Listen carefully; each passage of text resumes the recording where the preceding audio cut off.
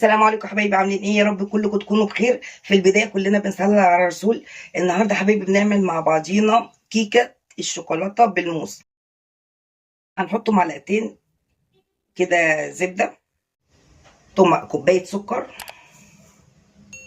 ونضربهم بقى مع بعضيهم كده شويه لغايه ما لونها كده ايه ما يفتح معانا يبيض. هنبدا نحط معانا 3 بيضات بدرجه حراره المطبخ. بسم الله. نحطوا ايه فانيليا ونضربهم مع بعضهم كويس. ومعانا هنا كوبايه الا ربع لبن. هنا معانا كاكاو خام كوبايه انا نخلاها، هنبدا نحطها لان هي هتبقى تورته الشوكولاته. هنا معانا بقى ايه بيكنج باودر، باكو بيكنج باودر وذره ملح. واخيرا هنحط كوبايه دقيق. هي دي بس المكونات، يبقى كوبايه دقيق، كوبايه كاكاو خام، كوبايه الا ربع لبن.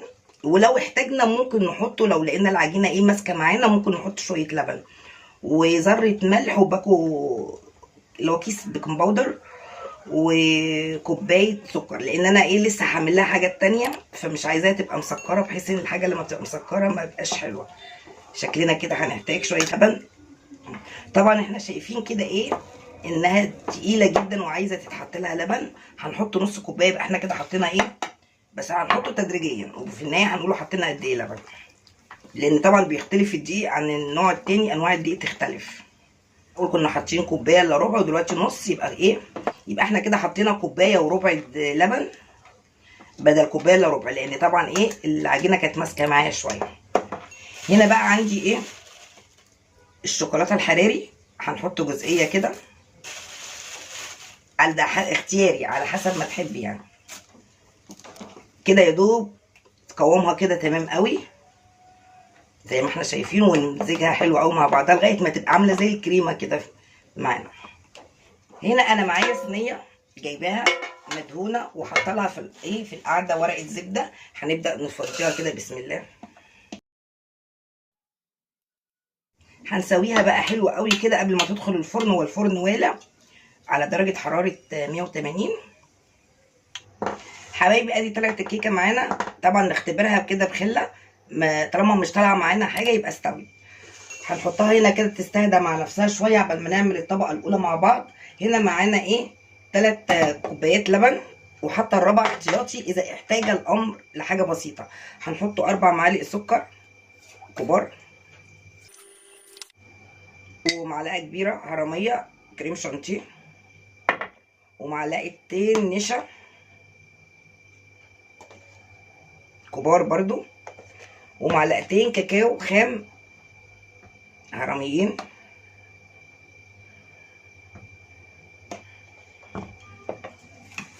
وهنقلبهم على البارد ونروح بيهم على النار. هيتعمل على هيئه ايه مهلبيه. هنعملهم ونرجع مع بعض نشوف نعمل ايه قبل ما الكيكه بتاعتنا ايه ما تبرد. حبايبي ادي عملناها خلاص على النار استوت. وهنا معانا ايه الكيكه بتاعتنا. هنبدا نغرز فيها كده بحيث انا عايزه الصوص ده يشرب جوه الكيك بتاعنا. هنبدا بقى نصب ده على الوش كده. هنسويها بقى كده خالص ونبدا نسيبها لغايه ما تبرد عبال ما نعمل لها ايه طبقه الشوكولاته النهائيه مع بعض. حبايبي هنا معانا نص كوبايه لبن، ومعانا كده كام قطعه شوكولاته خام. هنحط معلقه سكر واحده بس، ومعلقه كاكاو، ومعلقه نشا. وهنروح على البوتاجاز نعملهم ونيجي مع بعض نشوف الدنيا هتمشي معانا ازاي. وطبعا هنا هحط معلقه زبده. ليه بقى؟ علشان خاطر تديني اللمعه اللي انا عايزاها. كده هروح على البوتاجاز واجي لكم على طول. حبايبي اديني سيحت الشوكولاته، هبدا بقى اوزعها. هنا بردت شويه، هبدا اوزعها على الوش بسم الله.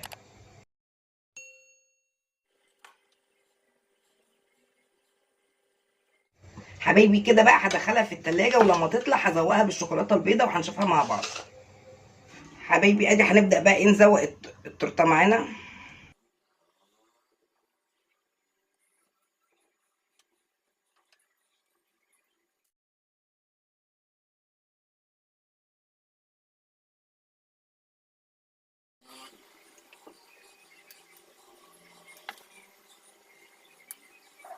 الشكل النهائي للتورته بتاعتنا، وهنا عاملاها بصراحه عشان مناسبه عيد ميلاد كريم.